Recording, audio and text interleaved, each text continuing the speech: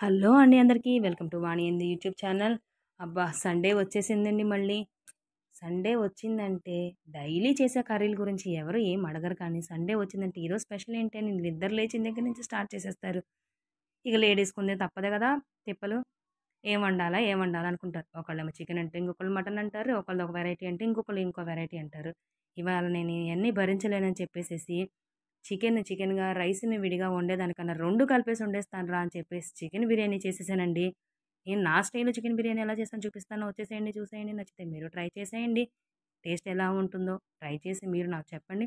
నేను చేసిన దాంట్లో ఇంకేమైనా డ్రాబ్యాక్స్ గాని, ఇంకేమన్నా చేంజెస్ చేయొచ్చో కూడా నాకు సలహాలు మీరు కామెంట్ సెక్షన్‌లో తెలియజేయండి. ఫస్ట్‌గా అయితే నేను చికెన్ తీసేసుకున్నాను. దాన్ని నీట్‌గా వాష్ చేశాను.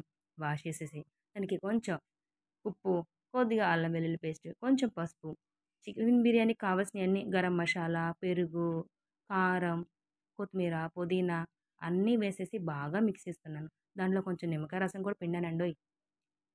ఇయన్నీ వేసి బాగా మిక్స్ చేసి మధ్యలో పిల్లలు ఇంకెంతసేపు అంటే, అరే! అడిగారు చేస్తున్నాను. కొంచెం టైం పడుతుంది. వెయిట్ చేయండి నాన్న మీకోసమే కదా చేస్తున్నానని చెప్పి వాళ్ళని సర్ది చెప్పుకుంటూ, దీన్ని ఇంకా ఎలా బెటర్‌గా చేయొచ్చని అలా ఆలోచించుకుంటూ చేస్తూ ఉన్నాననమాట. ఇక్కడ కొంచెం టమాటా కూడా యాడ్ చేశాను. కొంచెం గ్రేవీ బా వస్తుందేమో అని అనుకోని యాడ్ చేశాను. వెయ్యొచ్చా వేయకూడదా అది కూడా నాకు చెప్పండి. ఇలా అయితే బాగా మర్దనా చేస్తున్నానండి చికెన్ ముక్కలకి. ఎంత బాగా మర్దనా చేస్తే అంత టేస్ట్ వస్తుందంట కదా చికెను. అందుకనే బాగా మిక్స్ చేసి అలా చేసిన తర్వాత ఒక హాఫ్ అన్ అవర్ అలా పక్కన పెట్టేసేసానండి. ఇలా ఉంచడం వల్ల ముక్కలు బాగా జ్యూసీగా అవుతాయి. టేస్ట్ బా వస్తుందని అలా చేశాననమాట. ఇలా తీసి పక్కన పెట్టేసుకున్నాను. దీనికన్నా ముందుగానే మనం బాస్మతి రైస్ తీసుకున్నాను ఇక్కడ నేను. అవి వాష్ చేసి పక్కన పెట్టుకున్నాను ఒక హాఫ్ అన్ అవర్ ముందుగానే. ఒక గిన్నె పెట్టేసేసుకున్నాను. దాంట్లో ఆనియన్స్ ఫ్రై చేసి పక్కన పెట్టేసేసాను. ఆ ఫ్రై చేసిన ఆనియన్స్ కొంచెం ఇవి మసాలా దినుసులు ఎక్కువ వేసుకోవాలి. చెక్క, లవంగా, ఈ హోల్ గరం మసాలా లైట్‌గా తీసేసుకున్నాను. అవి వేసేసి అవి ఫ్రై అయిన తర్వాత మనం ముందుగా మ్యారినేట్ చేసి పెట్టుకున్న చికెన్‌ని యాడ్ చేసేసి కుక్ చేసేసుకున్నాననమాట. ఆల్టర్‌నేట్‌గా ఇంకొక డేషా పెట్టేసుకున్నాను. ఇంకో డేషా మనం రైస్ కుక్ చేసుకోవాలి కదా! బిర్యానీ చేస్తున్నాం కదా మనం ఇక్కడ. గిన్నె పెట్టేసేసుకున్నాను. దాంట్లో వాటర్ యాడ్ చేసుకున్నా. వాటర్‌లో కొంచెం సాల్టు, అక్కడ సాల్ట్, ఇక్కడ సాల్ట్ బ్యాలెన్స్ చేసుకోవాలండి. మళ్ళీ ఎక్కువైపోయిందంటే అదొక బాధ. ఆ సాల్ట్ యాడ్ చేసుకున్నాను. దాంట్లో హోల్ గరం మసాలా మళ్ళీ ఇక్కడ కూడా యాడ్ చేసుకున్నాను. అవి ఇవి అన్నీ లిమిటెడ్‌గా చూసుకొని వేసుకోవాలి. ఎక్కువైతే స్పైసీ ఎక్కువైపోతుంది తినలేము.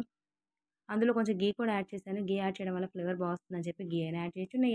నూనెైనా యాడ్ చేసుకోవచ్చు. దాంట్లో పుదీనా, కొత్తిమీర కూడా యాడ్ చేసుకున్నాను. ఆ వాటర్ బాయిల్ అయిన తర్వాత మనం ముందుగా కడిగేసి పెట్టుకున్న రైస్‌ని యాడ్ చేసేసుకున్నాను. చూసారా అలా కుక్ అవుతుందో? ఇదిగోండి ఇలా కుక్ అయిన రైస్‌ని తీసుకొని వాటర్ అంతా స్ట్రెయిన్ చేసేసి రైస్ పక్కన పెట్టేసుకున్నాననమాట. అలా ఆ 80% చూపిస్తాను చూసారా రైస్ అలా బ్రేక్ చేస్తే హాఫ్ ఎగ్జాక్ట్‌గా బ్రేక్ అవ్వాలి. ఆ విధంగా వచ్చేటట్టు చేసి రైస్ పక్కన పెట్టుకోవాలి. నెక్స్ట్ ఇంక బిర్యానీ ప్రాసెస్ ఏముంది? ఇంకా 2 కర్రీ, రైస్ రెడీ అయింది కదా! ఆ రెండిటిని తీసుకొని ఒకదాన్ని లేయర్స్‌గా స్ప్రెడ్ చేసుకోవడం అంతే.